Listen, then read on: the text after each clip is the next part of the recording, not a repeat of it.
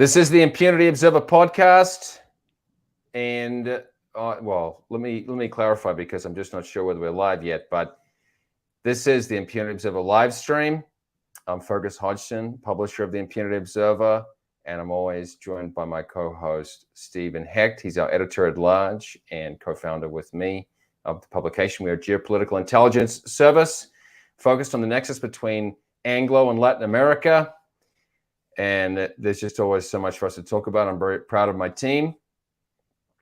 And maybe we'll have Moto on later in the show if there's some time to fit him in. But so, Steve, there's just a glaring topic, of course, the let's say the aftershocks of this highly debated election in Guatemala. Now, your bread and butter is the U.S. State Department pressure and involvement. And I must admit that I've seen their statements and I often wonder, what are they trying to do?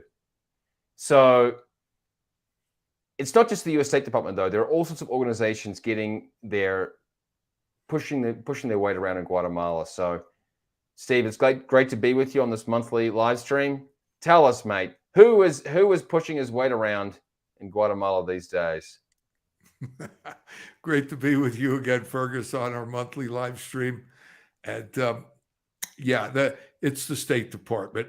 And sure, they're one of many, but think about it.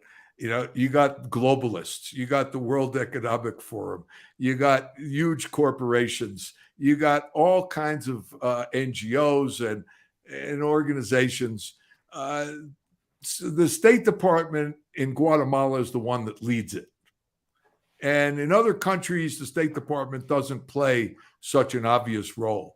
The reason it plays an obvious role in Guatemala, or at least it has for the last 2 years, is that behind the scenes, it managed to co-opt Guatemala's justice system starting in 2010, but they really controlled it from 2016 to 2021. And then they lost it because the government simply didn't appoint the people that they wanted. And the prosecutor general, Consuelo Porras, started prosecuting former judges and prosecutors for whom there's substantial evidence. It's public evidence. We've talked about it a lot of times. The State Department says that is political persecution because those judges and prosecutors had fought corruption. Well, they were the most corrupt people in the country, and the State Department is totally corrupt. And we've talked about that a lot of times. And it betrays the United States of America, which I say all the time as an American citizen, it offends me. And so the background of this is that the State Department needs to recover its control of Guatemala's justice system to hide its crimes. That's number one. And number two is, of course, they want to continue their conquest of Guatemala, to turn it into a centralized, arbitrary government run by their allies. And that's what this election is all about. Now, okay, there's just so much to unpack with this event. So, Steve, thanks for giving us a little overview. And we have, go to impunityobserver.com, folks, because we're putting out so much content on this topic, and we have a great investigation coming out, most likely later today, so this evening, on why the non-votes, the void and blank votes, crushed all the candidates. So about 25% of the votes were either empty or had writing marks on them to say that we don't like any of the candidates. And they were way ahead of Sandra Torres, who was on 17%. And I think, the second guy, maybe who was 15%. Forgive me. Now, so we've got a great investigation coming out very soon. ImpunityObserver.com. If you're not, or follow us on all our social media channels. Telegram is great. Twitter, what have you. So we have a further problem in that there's not only, let's say, State Department involvement or an intervention in Guatemala, but the U.S. Congress is having a crack at it. Do you want to comment on what is going on with U.S. congressional comments towards the Guatemalan elections. Yeah, that's quite strange. On July 14th, the chairman of the House Committee on Foreign Affairs, Michael McCall, put out a statement that he and the chairman of the Senate Foreign Relations Committee issued a joint statement, and they supported every position of the State Department, which was quite surprising. And Chairman McCall all added that as the lead Republican on the law, the United States Northern Triangle Enhanced Engagement Act, that created what they call Section 353 sanctions, which in Guatemala and some places in the United States are known as Engel-less sanctions, after Elliot Engel, the chairman of the committee at the time that law was passed, and McCall was the ranking member. That as the leading Republican on that, he called on the Biden administration to issue more of those. And that's really strange because, McCall is very big on China. He was in Taiwan when Communist China did military exercises surrounding it. He condemned it. He's been sanctioned by China. He's not allowed to go there. He's not allowed to do business there. He said that's a badge of honor. So here's a guy that pushed the State Department to get what they call the descent cables from Afghanistan, the embassy in Afghanistan, from before the pullout that predicted all that stuff, that what was going to happen. He got that, and he had to push to get it. So why the difference in how McCall acts towards the State Department in Latin America and the State Department in other places? It's mystifying. My guess is, at first look, it looks as if he just simply is more focused on other areas and not focused on this area. And I believe that if he took a look, he should investigate the State Department in Guatemala. It deserves investigation. There's so many different aspects that you can cite, including the current election, that really justify his investigating the State Department in Guatemala. But instead, on July 14th, he supported it. And my hope is that he recognizes this and corrects whatever it was that led him to do that, and does enter into an investigation. Yeah, gosh, the Engel list is a topic maybe we want to get into on another day, because it is not going away. It's an important one. It's a tool of intimidation, and obviously it's a politicized list that hurts people. Well, let me make this comment, Fergus. If anybody has any doubt about the Engel list, they should read Senator Mike Lee's letter to Secretary of State Anthony Blinken of December 8th, 2022. And if you come away from reading that letter believing that the State Department and its evasive reply of January 31st, that will take away any doubts you have that those sanctions are anything but arbitrary. Yeah, well, they're obviously targeted and not in an objective rule of law fashion. There's no presumption of innocence. And like I said, it's a tool of intimidation. Now, what I want to do, Senator Lee said, is touch upon the upcoming runoff, because we also have a great memo about what Bernardo Arevalo believes. So initially, because it was so unexpected that the Semilla Party candidate would get second, no one knew so much about this gentleman. Now, we have done a very concise, clear, objective overview of this man and what he believes. And let's just say it is not pretty. If you think he's some kind of moderate, forget it. He is a man of, let's say, the progressive left, or whatever you want to call them, the socialist left in Latin America, and he doesn't hide it. He has been working for all these global organizations like the United Nations and their initiatives.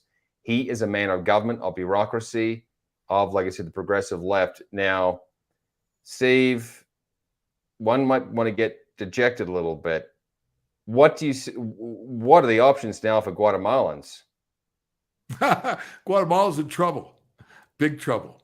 I mean, Yeah. first of all, there's so much confusion here. Some people say there's no fraud. I mean, I know people, good people, who say there's no fraud, and other people who say, well, of course there was fraud. And the question is, what is your understanding of fraud? Fraud takes many different forms. And if you look at the United States in 2020, they hit all of them. And they did it here too. It's basically the same thing. Now, you got people who are intimidated. They're afraid. You've mentioned the endless sanctions. They're afraid of losing their U.S. visas. And that's the biggest weapon that the United States has, and they abuse it. And they abuse it because, as I said before, they have to hide their past crimes, which they hope Arevalo is going to help them do. And they want to continue to their policies on Guatemala. Their policies are the same as Arevalo's policies. And you hit the nail right on the head. I mean, you look at the State Department. They helped Lula in Brazil, a clearly fraudulent election, and the State Department issued a statement that it was a model for the hemisphere. In Colombia, the Secretary of State, Blinken, he right next to Petro, former communist guerrilla.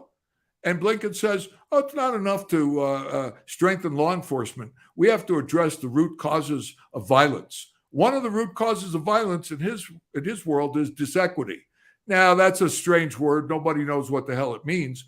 But that's because they have to have deniability that they're saying what they're really saying. What they're saying is when people have unequal economic results, unequal material conditions, that's a justification for violence. If that's true, we could not exist as a society. No society on the face of the earth could possibly survive except as a complete dictatorship.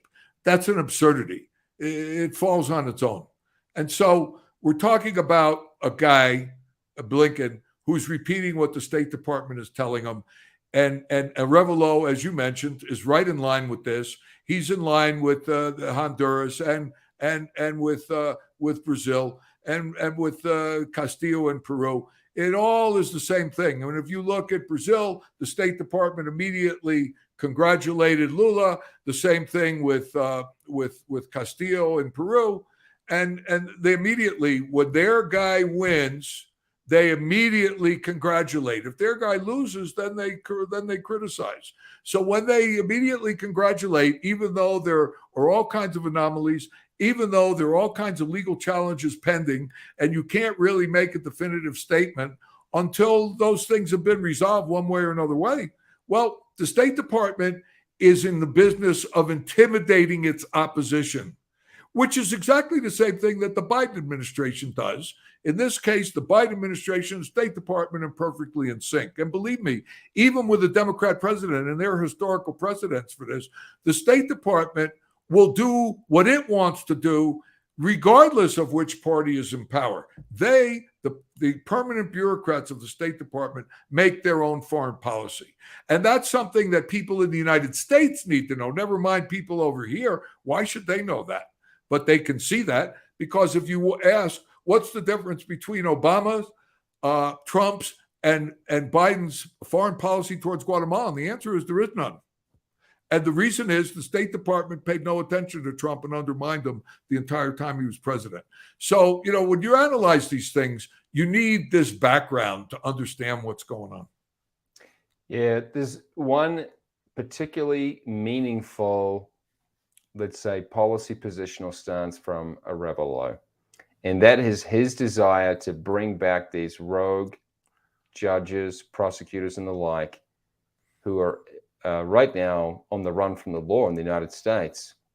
They're fugitives. He wants to bring them back and, put them on some kind of pedestal. How meaningful is that, Steve? It tells you everything you need to know, everything at all. Just take one of them, Juan Francisco Sandoval. The United States Department of Homeland Security in 2019, in August of 2019, sent a referral to the Guatemalan Justice Ministry, Ministerio Público, Public Ministry, however you want to translate it.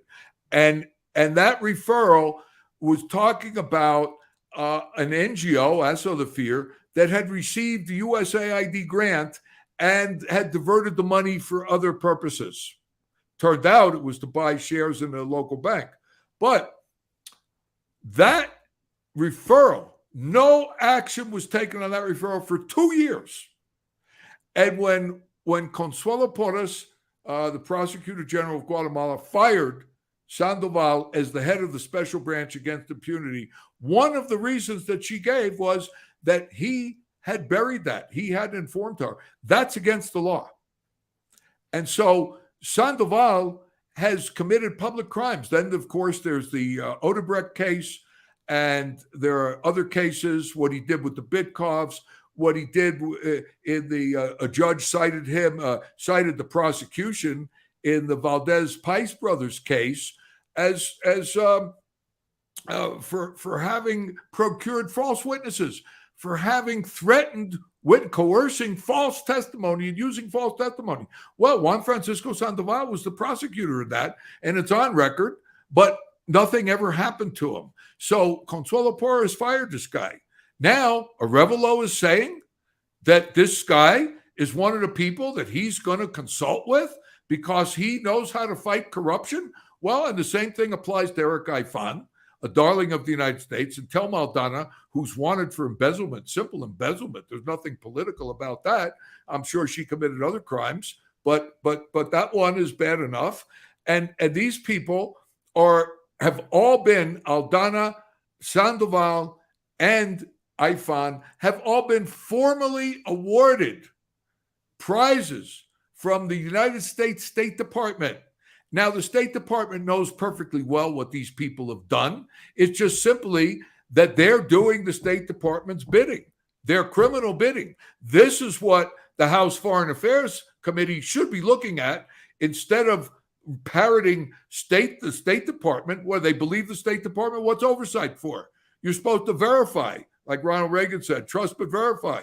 You're not supposed to believe anybody. You're supposed to find out the truth. And if you have indications of wrongdoing, you should investigate, because it's United States money. It's United States national security that's at issue here.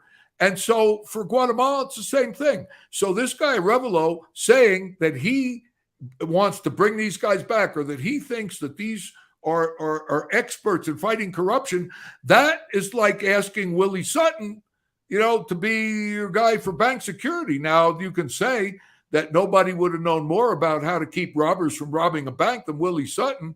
Well, that's if he really was on your side.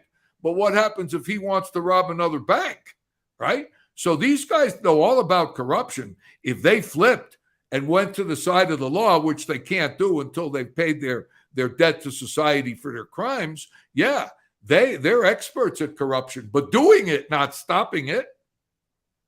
Yeah, one, let's say, pattern that comes up with your comment, Steve, is that these individuals work as a team. They do. And so you've got to ask yourself, why would Arevalo go out on a limb to support and proclaim, let's say, the virtues of these fugitives? That's a great question. Yeah. My answer to that would be, of course, I can't know. I can only guess. But is that Arevalo is so arrogant that he believes, just like Juan Francisco Sandoval, Eric Ifan, Tel Maldana, they believe that their patrons, the State Department, was never going to lose control, so they were never going to be subject to the law. And now they're all upset because for the past 2 years, they've been subject to the law. And so Arevalo is sending a message to everybody in Guatemala, hey, I'm coming. The State Department is coming. Don't fight us. Acquiesce, and we will not bother those who don't bother us, which of course is untrue, because they're going to go after everybody who is in their way, and they're going to do it illegally. And that's the point. That's the message that Guatemalans are not understanding. Yeah, it does seem like they're cornered a bit. You said, and I agree with you, Steve, that Guatemala is in serious trouble right now. And ironically, you don't have to take a position on the candidates, but What can individuals, Guatemalans, people in our position do when we observe two candidates who are basically outright enemies of liberty? Well, that's true. Now, I would say this, that Sandra Torres, who came in first place, joined in the injunction request against the electoral authority, and that was claiming the irregularities and wanting to, look at the ballots. Now, she's a real veteran, and she knows that the State Department is supporting Samia. And if you believe that there was no actual fraud, that all the votes were properly counted, which, if that's true, why didn't they bother opening the boxes, which they didn't do? Okay. But if you want to believe that the votes were properly tabulated, that the transmission of data was properly done, and that Samia actually took second place, if you want to believe that, that's fine. But why would the person in first place want to challenge that result? The only reason is she knows the State Department better than anybody, because they completely supported her in 2015. And they were supporting her in 2019 until they switched to Tel Maldana. Now, maybe, who knows, maybe that leaves some space for her to be a reasonable person. That could be. Now, think about this. Right now, all of the sectors that voted against Sandra Torres 4 years ago and 8 years ago, because of her ties to the Socialist International and her giving away things, which is a typical socialist progressive thing, those organizations and people will now support her. She has a real chance to win, because if all of these other organizations support her, she might upset the State Department's candidate. Now they'll figure they can go in and deal with her and get what they want from her. Hopefully she'll understand that that's not a good idea. But if she wins with the support of all the people that used to be against her, right, then she owes them something. And maybe, who knows, that will somehow mitigate some of her worst instincts. Maybe she won't bring back these corrupt prosecutors, which, by the way, they put her in jail too for a short time. And so maybe she won't accommodate the State Department on its desire to retake Guatemalan justice. Maybe she'll stop them from promoting gender ideology, imposing the U.S. woke, whatever you want to call it, on Agenda. Guatemala. Yeah, right, agenda on Guatemala. And she won't try to change Guatemala's constitution, which she wouldn't be able to do anyway, to permit abortion. And they won't legalize homosexual marriage. I mean, if she gives them that, she's got a lot of latitude to do all of her other policies that those people would not agree with. But let's put it this way: if they believe that she will give them something, and one of the things that they have to hope for, which who knows, is that there will be free elections in 4 years. Now, she's perfectly capable of undermining those elections if she wants to, right? But Arevalo, there are no more free elections there, because the State Department, the Biden regime, doesn't want free elections in the United States. That's why the Democrat Party presented a law that banned voter ID. So every human being who wants to vote as a U.S. voter could do it under that law. And all this mail-out ballots to everybody on every list, including driver's license. You don't have to be a U.S. citizen to get a driver's license. And they're saying, mail out the votes. So Democrats, and they're the same as the people who are supporting Arevalo, all right? They think the same way. They believe that they're justified in imposing on everybody else because they're pure and everybody else is evil. These are totalitarians. They're dangerous people. And so this is the problem for Guatemala. The State Department and its group, it's WOLA and George Soros and all of the entire leftist gambit range of organizations, they will attempt to totally undermine Guatemala's election system so that the Guatemalan people don't have a chance. The State Department only pays lip service. They're like out of an Orwell novel. They don't believe in free elections. They don't even believe in free elections in the United States. And so the Guatemalan people have to focus on what's happening to them. Why is it happening to them? How do they end up in this situation? And it's because they don't pay attention. They don't demand from their authorities. Now, this election, we were talking about that you have all these blank votes and no votes is a sign of discontent. Sure, they eliminate people arbitrarily from running. Well, guess what? The Liga Pro Patria tried to do something about that.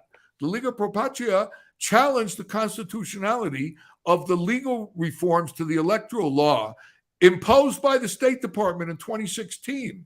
And those were to make it possible for the authorities in Guatemala to control elections. Well, the Constitutional Court corruptly denied those challenges. And that's what led, had they accepted those challenges, had they overturned those State Department imposed articles, nobody would have been eliminated.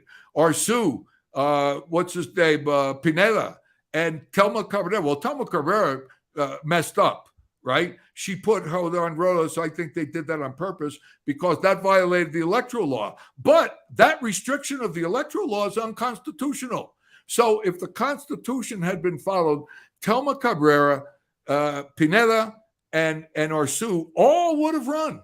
The only reason that you can be eliminated from running as a Guatemalan is if you have been convicted of a crime and there is no appeal and the authorities have registered that in the citizens registry. Then your civil rights are legally suspended and you cannot be a candidate. Everybody else can be a candidate. You could be in jail and be a candidate.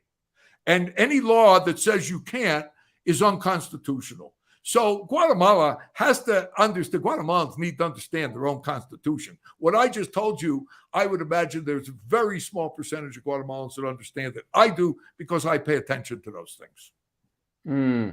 There's one recurring theme too regarding this whole election fallout in Guatemala that one wonders why they even have electoral observers. Obviously, we spoke with those from Indiana and they were harmless. They had no real agenda other than to just learn and observe. But it seems clear that most of the organizations that are there as foreign observers, their slant is not hidden. That's correct. It's obvious. It's evident. The Organization of American States is totally partisan. The statements that they put out against the public ministry are simply wrong. Their characterization of law is mistaken. And the reason that they invite these people in is a kind of custom, and it's almost like saying, nobody trusts us, so we want you to come here and verify that we're doing things the right way. Well, guess what?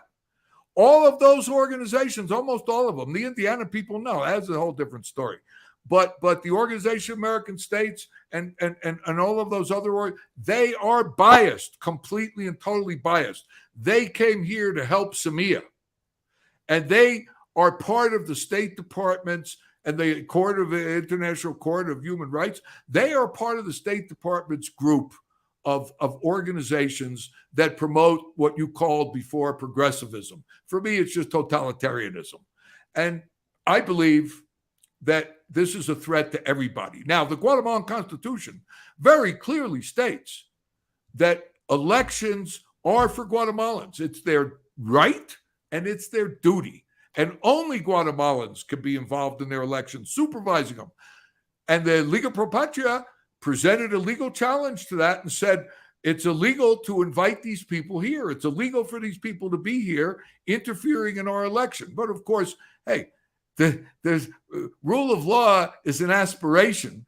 Unfortunately, not enough Guatemalans have that aspiration, and they don't realize that the only thing that saves them as individuals is rule of law. And they need to establish it, because if you don't have it, every individual is vulnerable to government abuse.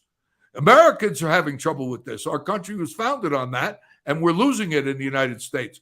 Guatemala needs to go in the opposite direction towards what the United States was. Yeah, 100%. We can see the challenges here in the United States. I'm talking from Colorado back home now. So, folks, we have great research coming out. Mauro Echeverria, our deputy editor, is doing stellar work. He's got, yes, a memo on what Bernardo Arevalo of Semilla, what he believes. And in the next day, we'll have out an investigation into what these blank or void votes are, what they mean, why there are so many of them, why they beat all the other candidates. And this is also crucial for just a clear, objective overview of what has happened in this electoral process to make it so unpopular with the people, so contentious. Go to impunityobserver.com. If you've not already, get on our monthly e-newsletter update. It's just once per month and a simple overview of our content. We're also on Telegram that has live updates, real time. So, Steve, thanks for sharing your time with us today. I look forward to next month, and let's hope we've got some better news to share. Okay, hope so. Cheers. Okay.